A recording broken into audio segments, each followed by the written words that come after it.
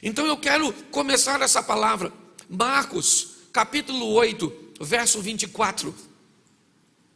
Marcos 8, 24. Diz assim: e levantando ele os olhos, disse: vejo os homens, pois os vejo como árvores que andam. Depois, tornou a pôr-lhe as mãos nos olhos, e ele, olhando firmemente, ficou reestabelecido, e já via ao longe e distintamente a todos. Olhe para mim. Jesus, em inúmeras passagens, ele curou a cegueira. É muito comum nós nos depararmos com histórias, né, na Bíblia, de Jesus curando os cegos. E uma das primeiras coisas que eu vejo, ele nunca curou um cego utilizando o mesmo método. Ele está ensinando os seus discípulos. Ele está preparando alguém para deixar o seu legado. Então eu fico pensando que provavelmente os discípulos estão tentando descobrir uma fórmula, como as coisas funcionam. Para eles, ainda é muito obscuro. Eram pescadores, eram cobradores de impostos, eram homens simples, que agora estão inseridos do lado do Filho de Deus, com a proposta de que isso não durará muito tempo, uma formação básica de aproximadamente 3 anos. Ou seja, eles vão receber o básico, sabe? A especialização é o próximo curso, e não é mais com Jesus, é com o Espírito Santo. A continuidade. Então, eu imagino que eles estejam procurando um método, uma maneira. Como é que Jesus faz para que possamos apenas replicar? Então ele não usa o mesmo método. Este cego precisa de 2 toques. Com Bartimeu precisou apenas de uma palavra. O do tanque de Siloé, ele cuspiu, tocou nos olhos e disse: vai. Porque todas as vezes, provavelmente, que alguém chegava, os discípulos deviam ficar esperando, vamos ver como é que ele faz, porque é só repetir o que faz. Mas Jesus não tinha um método, ele tinha fé. Ele não estava para oferecer a vista, ele estava para oferecer uma visão. E quando olhamos para isso, o que vemos aqui? Provavelmente este homem perdeu a visão ao longo da sua vida. Ele não era um cego de nascença, porque a descrição dele, quando começa seu processo de cura, é: eu vejo os homens, porém os vejo como árvores. Quando ele usa essa expressão, tudo indica que em alguma outra ocasião ele enxergou e perdeu a visão. E agora Jesus toca nele, e ele começa a ter sua vista recuperada, mas ele não enxerga claramente. A vista dele continua comprometida. O texto diz que é num segundo toque que ele consegue ver as coisas de forma clara e distintas. O que isso indica é que muitos de nós podemos ter um contato com a palavra e com Deus, começamos a enxergar, mas temos ainda uma visão que não seja tão ampla, que vamos precisar de mais um contato, de uma proximidade maior, de um aprendizado maior. E qual é a grande dificuldade de vivermos isso? A oposição. A oposição é o grande problema. Porque enquanto nós temos a palavra, a Bíblia, o Espírito Santo, o poder, nós temos o opositor a tudo isso. E o apóstolo Paulo, na carta aos Coríntios, no capítulo 4, no verso 4, coloca para a gente entender. Enquanto há um projeto de Deus em abrir o nosso entendimento, em fazer com que vejamos as coisas claramente, há oposição. Põe para mim, por favor, segunda carta de Paulo aos Coríntios, capítulo 4, verso 4. Nos quais o Deus deste século cegou o entendimento dos incrédulos. Preste atenção. Ele não cegou a vista. Esse texto não está dizendo que ninguém ficou cego, que ninguém perdeu a vista. Não. As pessoas continuam enxergando. O que o texto diz é que uma cegueira tomou conta do entendimento. O nosso grande desafio é abrir o entendimento das pessoas. É fazer com que elas tenham um encontro com uma palavra, com um poder que mostre para elas de verdade. Elas começam a tomar posse. Por exemplo, nós usamos palavras como o Robson usou aqui para ministrar sobre a oferta. Aí nós abrimos um texto, por exemplo, da carta do apóstolo Paulo aos Filipenses, onde ele diz, né, o meu Deus suprirá todas as vossas necessidades em glória. E o que nós lemos quando nós lemos isso?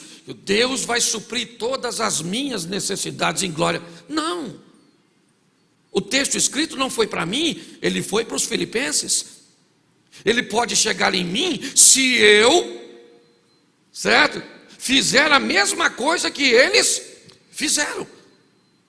Por isso muitas pessoas tomam posse de uma bênção que nunca chega. Nutrem expectativas que nunca serão alcançadas. Por causa de uma ausência de entendimento. Eles tiveram apenas um contato, mas o príncipe deste século impediu, e me parece que é um pouco isso que Jesus está conversando com seus discípulos, quando deixa o texto de Marcos 4,12.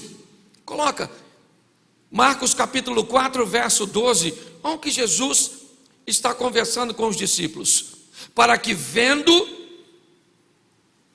lê para mim, para que,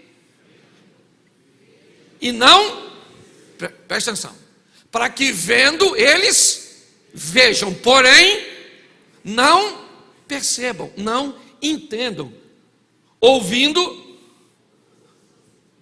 e não entendam. Nós vamos ter que lidar com um problema sério, sabe, no ambiente de transmissão, a dificuldade do entendimento, ou a facilidade que as pessoas terão de entender segundo suas necessidades particulares, pessoais. A Bíblia diz o seguinte: nós precisamos melhorar nossa visão, ampliar nossa visibilidade. A Bíblia diz que há alguém que vai trabalhar contra isso, o príncipe deste século. Não é difícil entender isso. Quando olhamos hoje para as informações que recebemos ser tão comprometedoras e infundadas, por muito tempo, queridos, o diabo usou a mentira. Hoje ele parou de trabalhar com a mentira, ainda que seja o pai, e começou a trabalhar com as meias verdades. Hoje não precisa usar mentira, basta ser uma meia verdade, porque uma meia verdade, na verdade, ela é uma mentira. E muitos de nós, eu tenho me preocupado muito com os resultados. Por onde eu tenho passado, eu tenho visto o comprometimento da visão da igreja. Uma igreja que enxerga, mas não vê. Uma igreja que ouve, mas não entende. O nosso comprometimento, ele tem que ser muito maior. Eu quero tratar de uma forma muito distinta a vista da visão. Então, eu preciso transmitir para vocês, olha o que Jesus disse, eu tenho falado disso já há uns 2 meses, João 9,4, preste atenção no que ele falou. João capítulo 9, verso 4. Convém que eu faça as obras daquele que me enviou enquanto é dia. A noite vem quando ninguém pode. Preste atenção. Eu gosto muito dessas questões de escuridão, de obscuridade. Porque a ausência de luz na Bíblia também é ausência de conhecimento, ausência de informação. A grande batalha bíblica, eu tenho falado isso direto, é a guerra entre a luz e trevas. Luz representando conhecimento, trevas representando a ignorância. Hoje nós ligamos os nossos meios de comunicação, e a grande maioria das informações que recebemos inevitavelmente me parece conter origem nas trevas, sempre com o propósito de nos oferecer muita informação e basicamente conteúdo nenhum, inútil, desnecessário. Por quê? Porque na escuridão da desinformação ou da informação equivocada, uma sociedade, um povo não consegue caminhar.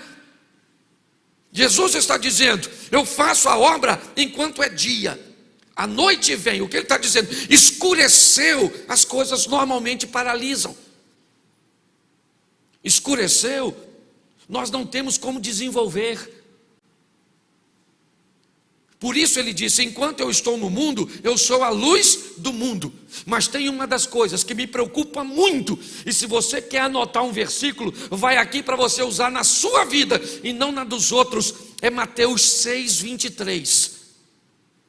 O texto diz assim, Mateus 6:23: se porém os seus olhos forem maus, o teu corpo será.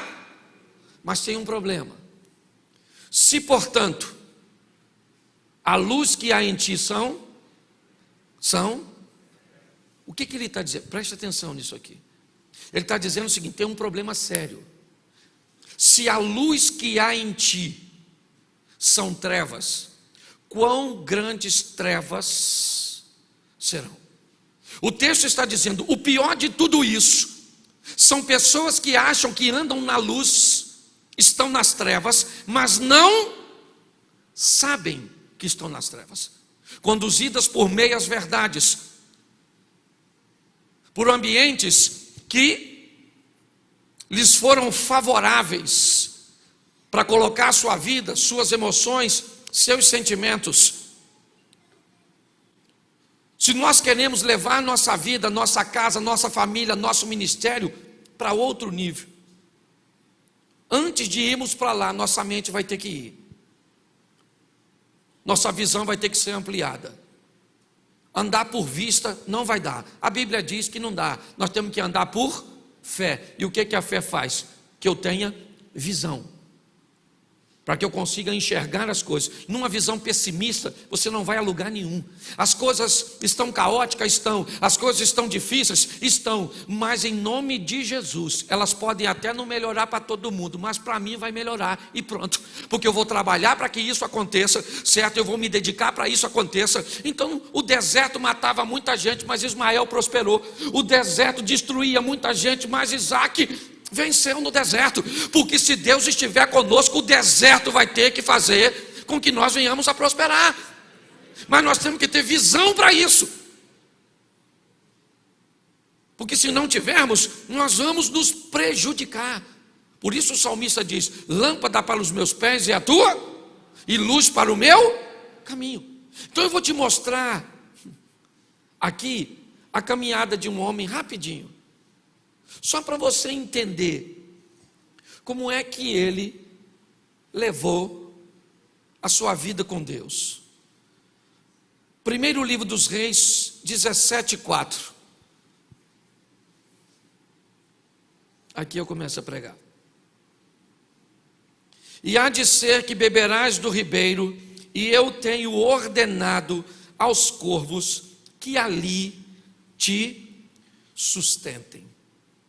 Olhe para mim. Israel está vivendo um momento muito delicado. Um rei fraco chamado Acabe se casa com uma mulher forte chamada Jezabel. Jezabel domina Acabe a ponto de dizer para ele, quando ele chorava por causa da vinha de Nabote, a frase é mais ou menos essa: você é rei? É o que Jezabel disse para ele. Enquanto ele chorava porque não conseguiu comprar a vinha de Nabote, Jezabel manda matar Nabote, e as terras de Nabote se tornam propriedade do rei. Era uma monarquia. Só para você ter noção que ambiente. Jezabel chega trazendo a cultura de Baal. Ela era filha de um rei dos Sidônios. E ela aplica e começa uma dominação sobre a gestão de Acabe. E nesse ambiente, Deus vai se levantar e vai construir uma visão no coração de Elias. Elias, o tisbita dos moradores de Gileade, disse a Acabe: vive, o Senhor, cuja face eu estou, que segundo a minha palavra, a partir de hoje não chove mais onde você administra, Acabe. Acabe não tem problema com isso. Baal é reconhecido como Deus dos fenômenos naturais, mas a partir daquele dia os céus se fecham e não cai uma gota de água, nos termos administrativos de Acabe. Instruído provavelmente por seus conselheiros, Acabe chega à conclusão que a única forma de que a chuva retorne e que aquela palavra ruim caia por terra é matar o profeta. E agora Elias vai para uma caminhada com Deus extraordinária, de alguém que está obedecendo a Deus e por isso vai ser perseguido. Amplie sua visão. A melhor maneira de não obter perseguição é ser desobediente, porque quem te persegue não é Deus, é Satanás. Por isso que normalmente obedientes são mais perseguidos que desobedientes. Então, se você está reclamando porque está andando com Deus, infidelidade, e você está sendo perseguido, está vivendo uma crise, saiba que o que você está enfrentando é para que a glória de Deus seja manifesta na tua vida. Não tenha medo da oposição. Ela está fazendo apenas o papel dela. A função do diabo é roubar, matar e destruir. Para ele os fins justificam os meios e pronto. Deus disse para Elias: vai para o ribeiro de Querite, toma da água, e eu conversei com os pássaros para levar pão e carne para você. E o cara está lá bebendo do ribeiro, e todo dia pão e carne que os passarinhos estão trazendo. De onde vem? Não sei. Mas o cara está tendo com Deus uma experiência extraordinária. Sim ou não? Sim. O Deus que tira água de rocha, não tira para Elias. Estranho, né? Tira para Moisés 2 vezes e nada para Elias. Porque quando a água do ribeiro seca, Deus diz para Elias: foge para Serepta, que pertence a Sidom, e fica ali, porque Acabe já está chegando aqui para te matar. E ele vai para lá. E lá ele tem um encontro com a viúva, e Deus abre a visão desse homem de uma forma extraordinária, multiplicando a farinha e o azeite, ressuscitando o filho da viúva e dando a Elias de volta uma visão. Encontra com Acabe e ele volta.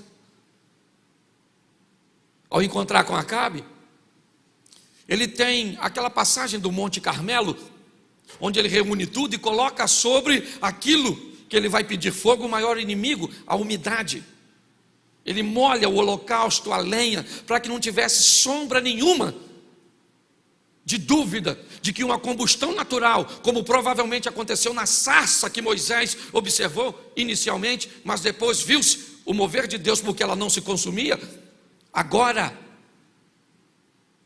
aquele homem está retornando para encontrar com Acabe no Carmelo, pedindo para cair fogo.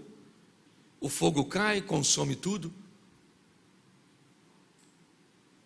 Mas sabe o que mais me intriga?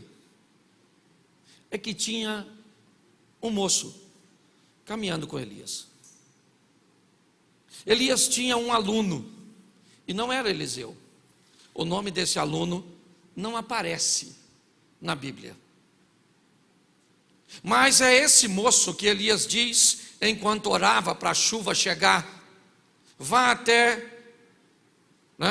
e olhe para a banda do mar e veja se aparece alguma coisa. E o menino olha e não tem nada, o menino olha e não tem nada, o rapazinho olha e não tem nada, e quando o rapazinho olha, ele vê uma pequena nuvem do tamanho da mão de um. Então ele volta trazendo uma visão que não é, ou melhor, ele volta trazendo uma informação trazida pela vista e pela visão do menino.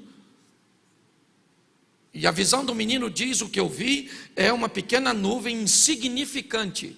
O problema é que o menino só conseguiu alcançar por vista, Elias conseguiu obter uma visão. Então desce e avisa Acabe para ele ir embora para casa, porque senão a chuva vai pegar ele no caminho, porque a nuvem é pequena, mas o que vem depois dela é extraordinário, porque Deus disse que ia fazer. A visão, certo? Ela tem que sobrepor a vista. Nós temos que continuar enxergando e acreditando no sobrenatural, no incrível. Não interessa que parece que não vai dar muita coisa, fica tranquilo, porque aquele que prometeu não é filho do homem para que minta, não é homem, né? Ou não é homem para que minta, não é filho do homem para que se arrependa. Ele falou, ele vai, e choveu. Sim ou não? Choveu. O texto não fala nada desse menino antes, é verdade, mas agora me intriga muito o que vai acontecer. Porque mesmo que ele não estivesse em Querite, porque o texto não diz que ele estava, e eu não posso dizer, mesmo que ele não estivesse em Serepta, para ver o aumento ou a multiplicação da farinha e do azeite, ele estava no Carmelo, onde o camarada primeiro, ele viu 3 anos e 6 meses sem chover. Uma chuva que começa de algo aparentemente insignificante, mas Elias consegue ter visão em meio a coisas pequenas. Tá certo? Agora ele vê Elias, ou ajudado pelos profetas, mas ele assassina, ele mata 450 profetas de Baal, se é que não matou também os de Azera. E o garoto está vendo, porque foi o menino que foi dar notícia. Quando o Acabe chega em casa, diz a Jezabel o que Elias fez, matando os profetas, e ela diz para ele: amanhã que me aconteça outro tanto, ou seja, que eu esteja morta, se eu não mandar matar você. Elias foge, vai para Berseba, e quando ele chega em Berseba, ele deixa o moço. E aí eu confesso que eu fiquei, como assim? Elias diz para o moço: fica em Berseba, que eu vou embora. E o cara fica. Como assim? Como é que esse camarada que tem a oportunidade de viver o incrível, o extraordinário, o sensacional, sabe o que Eliseu vai viver lá na frente? Eliseu vive lá na frente a oportunidade que esse cara deixou aqui atrás. Eu fico me perguntando, o camarada que deveria ter atravessado o Jordão, visto Elias subir numa carruagem, ter recebido o manto, era esse menino que parou no meio do caminho porque não conseguiu capturar a visão. Isso me mostra que gente que começa comigo uma caminhada não chega ao final, porque tem gente que não vai capturar a visão. Muitas pessoas vão passar pelo seu caminho, mas não vão ir com você o caminho inteiro, porque não consegue pegar a visão, tem problemas. Este garoto fica para trás. Ficou porque Elias mandou? Provavelmente sim. Porque ele mandou Eliseu 4 vezes ficar: Gilgal, Betel, Jericó e Jordão. E todas as vezes que Elias disse para Eliseu: fica aqui, porque o Senhor me enviou, Eliseu disse: tão certo como vive o Senhor e vive a tua alma, que eu não vou te deixar, eu vou junto contigo. O que esse cara fez? Capturou a visão. O que Eliseu conseguiu, gente, e é esse o propósito, nós não podemos andar por vista. Porque se nós andarmos por vista, é só uma questão de tempo até a esquerda voltar para o poder. Se nós andarmos por vista, é só nós vamos ver o que é que vai se tornar a ideologia de gênero, é só uma questão de tempo. Mas nós não andamos por vista, nós andamos por visão, nós andamos por fé, e sabemos que Deus está onde sempre esteve, no controle de tudo. Então, em nome de Jesus, a Bíblia diz: 1000 cairão ao meu e 10.000 à minha, mas eu, a minha casa, a minha família, o meu ministério, os meus negócios, eu não vou ser atingido, porque Deus é o meu refúgio, a minha fortaleza, a vara e o cajado do Senhor é o que nos sustenta e nos mantém de pé. Temos que ampliar a visão. Pastor, por que você está falando isso? Porque 2020 ainda não termina, e nós temos aí 30 e poucos dias para ainda viver o extraordinário de Deus. Mas Eliseu é diferente. Eliseu não fica. E Eliseu também tem um garoto, a princípio Geazi, ou Geazi, que vai trabalhar com Eliseu. Ele vê Eliseu, e Eliseu é um cara que eu vou te falar, um homem persistente, é verdade, trabalhador, comprometido, invocado. Ele era meio baixinho, calvo, meio gordinho, é a estrutura que a Bíblia indica que ele tinha. Mas Eliseu tem algumas coisas que me chamam muito a atenção. Segundo o livro dos Reis, capítulo 6, verso 17. O que o garoto não conseguiu aprender com Elias, Eliseu aprendeu. E o que Eliseu aprendeu com Elias, está tentando passar para Geazi. Algumas pessoas aprendem e vão para a próxima fase, outras não. Grande parte dessas pessoas decidem por si mesmo, que se eu quiser comprometer sempre um instrutor, vou ter problema, porque duas pessoas treinadas diretamente por Deus acabaram se atrapalhando. Se não quiser colocar três, Adão, Eva e Judas. Quem foi que treinou os dois no paraíso? O próprio Deus. Tomaram decisões erradas, porque as decisões são nossas. Como nós estamos falando nesse mês, é uma parceria. Primeira vitória de Josué, um milagre. Segunda vitória de Josué, uma parceria. Eu derrubo os muros, você entra com os soldados e mata. Terceira vitória de Josué,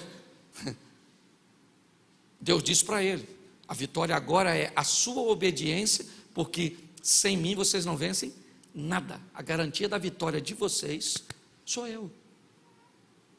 Quando nós olhamos agora, nós olhamos a casa de Eliseu cercada, e o garoto que está sendo treinado se perde no caminho, é verdade, mas me parece que há um conserto mais à frente, pois quando aquela mulher chega para pedir ajuda do rei, é o garoto que está batendo um papo com o rei. E se ele não tivesse curado da lepra, ele não teria condições de estar ali, teria sido banido para uma cidade de refúgio. É o que tudo indica. Mas quando nós olhamos agora, 2 Reis, capítulo 6, verso 17. E orou Eliseu e disse: Senhor, peço-te que abra os olhos para que veja. E o Senhor abriu os olhos do moço e viu, e eis que o monte estava cheio de cavalos e carros de fogo ao redor de Eliseu. Preste atenção. Os sírios cercaram a casa do profeta e ela está cercada. O menino trabalha com o profeta e quando ele abre, ele vê o problema. Qual é o problema? O exército da Síria, armado até os dentes para prender Eliseu. O menino olha e quando ele vê, sua vista captura o perigo neutraliza sua mente e ele não consegue enxergar mais nada. É Agar deixando o filho para morrer no deserto, e o anjo disse para ela: Agar, querida, calma, olha um poço pertinho de você. O texto não diz que Deus fez aparecer o poço. O texto diz que o poço já estava ali e Agar não conseguia ver, porque o medo que a situação estava lhe causando. Isso é uma grande verdade, Jorge, para todos nós. Por muitas vezes estamos em situações onde o medo neutraliza a nossa fé, aguça a nossa vista. Nós ficamos tão aguçados com a vista que percebemos os detalhes, os perigos, os exames, as circunstâncias, os valores, os problemas, os sentimentos, que a visão vai embora. Não, é anulada. É esse ambiente que o menino está. E ele está na porta olhando para tudo isso. Quando Eliseu olha, e o que Eliseu está vendo? A mesma coisa que o garoto está vendo. O exército que está para o menino é o mesmo que está para o homem de Deus. É lógico que há uma diferença. Eu estou falando de um menino. Há muitos anos atrás, ouvindo uma mensagem do pastor Silmar, ele deu um exemplo que eu achei extraordinário. Ele estava fazendo uma obra na igreja e o pessoal estava fazendo uma correntinha para mudar uma pilha de tijolo de lugar. E o pessoal pegava aqui, 3 tijolos, passava por de cá, o daqui para ali, e ia embora. Até que alguém gritou: acabou! Acabou, mas vinha um na linha. E ele, descuidado, achou que acabou. O cara fez assim, bateu o tijolo nele e rasgou. E aí ele teve que levar ponto. E foi para o hospital para levar ponto, estava dando ponto nele. E ele começou a falar de Jesus para o cara que estava dando ponto, pregando para o cara enquanto o cara estava dando ponto. Um tempo passou, o filho dele cortou o pé. E ele foi levar o filho para levar ponto. Enquanto o filho estava levando ponto, o filho estava gritando, chorando, reclamando. E ele disse: qual era a diferença? É que eu era um homem e meu filho, um menino. Quando os problemas chegam, como você se comporta diante dele? Como uma menina ou como uma mulher de Deus? Como um homem de Deus ou como um menino? Às vezes nós estamos replicando isso. O menino está olhando, Eliseu chegou e ele tem a vista diz que tem um exército dos inimigos, mas ele tem a visão mostra que existe um exército de aliados. Pastor, mas eu nunca vi isso. Não precisa. O Senhor dará ordem aos seus anjos. Os anjos do Senhor acampam-se ao redor daqueles que o temem. Se Deus falou, tem. Lá na sua casa. Pastor, não acredito nisso. Então vai para macumbaria. Vai para feitiçaria. Se você não acredita em Deus, você está no lugar errado. Ou você muda essa visão, ou você vai para outro canto. Acredito que você vai nascer de novo num corpo de um príncipe, que você já foi. Pelo amor de Deus. Ele falou, ele vai fazer. Em nome de Jesus. Nós estamos lidando tanto com gente que não tem palavra, que estamos achando que Deus não tem palavra também. Mas olha o que é legal desse camarada, desse garotinho. Quando Eliseu vê, Eliseu está vendo. O menino está vendo, sim ou não? Sim ou não? O menino está vendo o exército de Deus? O menino só vê o exército da Síria, não é? Olha o que o texto diz. Orou Eliseu e disse: Senhor, peço-te que abra os olhos para aqui. E o Senhor abriu os olhos do... Deixa eu falar uma coisa para você, eu tenho falado isso aqui direto. Ande com gente que vai abrir seus olhos, que vai te mostrar, que vai te ensinar o que você não sabe. Pare de andar com cabeça de bagre, com Zé Ruela, com Zé Rosquinha, com gente que fica te mostrando fotinha, palhaçadinha. Não vai te levar para lugar. Pastor, porque eu estou nessa vida? Porque você está lá que gosta. Ande com quem vai te levar para ter uma nova visão. Sim ou não? Mas preste atenção no que Eliseu faz agora. No verso seguinte, eu termino aqui. Deixa eu pegar aqui, para me ler. Isso, verso 18.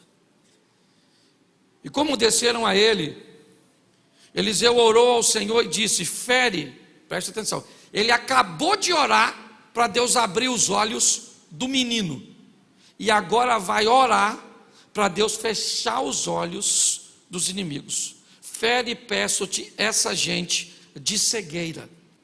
E feriu-a de cegueira. Mas presta atenção, que tipo de cegueira o exército da Síria foi vencido, ou recebeu. Verso 19. Então Eliseu lhe disse: não é este o caminho, e nem esta a cidade. Segui-me, e guiar-vos-ei ao homem que buscais. E os guiou a Samaria. Preste atenção. Eles não ficaram cegos. Eles perderam o entendimento. Quando eles viram Eliseu, eles não reconheceram Eliseu, eles não reconheceram Dotã, que era a casa onde Eliseu morava. Eles continuam enxergando, mas eles não conseguem ver. Novamente um comprometimento. O que estamos vendo aqui é o que acontece com muitos de nós, no que diz respeito à política, à religião, à vida conjugal. Me parece que a grande batalha que Jesus lutou, abrir os olhos do cego, luz, a palavra lâmpada, eu sou a luz do mundo. O propósito ainda continua o mesmo: esclarecer, ampliar nossa visão e não nossa vista, porque nós estamos enxergando bem, é verdade tudo que estamos vendo. O que nós precisamos entender é que a visão vai fazer com que eu descubra que o meu Deus é superior a tudo isso.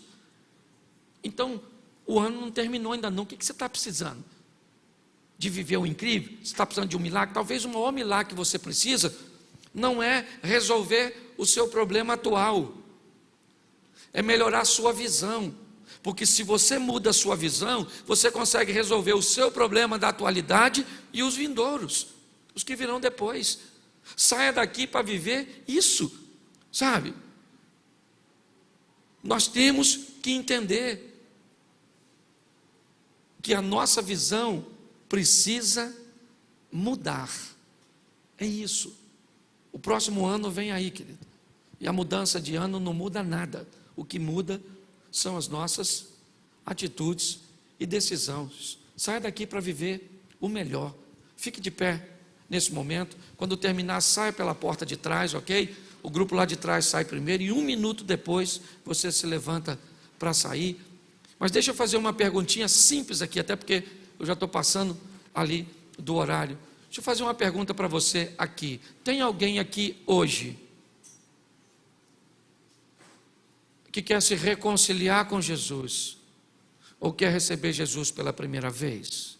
Tem alguém aqui hoje que já está caminhando conosco, observando nossa postura, nosso posicionamento, nossos valores, e que hoje você decidiu, ou já decidiu em outros dias, mas hoje você quer consolidar isso e dizer: a partir de hoje eu quero caminhar com vocês aqui? Se tem alguém assim, só se tiver, eu queria que você levantasse a mão e eu quero orar por você. Tem alguém? Hoje você quer voltar para Jesus, recebê-lo, ampliar sua visão, levar sua vida para uma nova fase. Todos os obstáculos são jogados por terra. Você é livre para tomar essa decisão, mas ela é sua. Eu não quero te constranger. Você não é um prêmio para um pregador, não. Quem te trouxe aqui é Deus, e a oportunidade é sua. Tem alguém que deseja fazer isso? Se tiver, levante sua mão agora. Senão eu vou orar e nós vamos para a nossa casa. Amém? Feche seus olhos. Pai, em nome de Jesus, que possamos, mais do que vista, que possamos ter visão, que possamos entender, ó Deus, a importância da fé na vida daquele que anda com o Senhor. Não há um modelo, ó Pai, não é, ó Deus, um protocolo, simplesmente. É aquilo que se renova, que cresce, de fé em fé, de glória em glória. Nos abençoa, Pai, ou continua nos abençoando, pois já somos abençoados. Que possamos sair daqui refletindo, ó Deus, e fazendo com que a visão cresça e a vista a diminua. Que esse restante de 2020 traga, ó Deus, e que possamos conquistar, vencer e fazer em 30 dias o que não fizemos em 11 meses, porque o Senhor é conosco. Continue, Pai. Que essa semana seja uma semana de bênção, de boas notícias, de bons negócios. Que possamos, ó Deus, prosperar. Leva-nos aos nossos lares, guardados por Tuas boas mãos poderosas. Que o grande amor de Deus, a graça de nosso Senhor e Salvador Jesus Cristo e as doces consolações do Santo Espírito de Deus seja para com todo o povo do Senhor, e todos digam: que Deus te abençoe. Sente você aqui.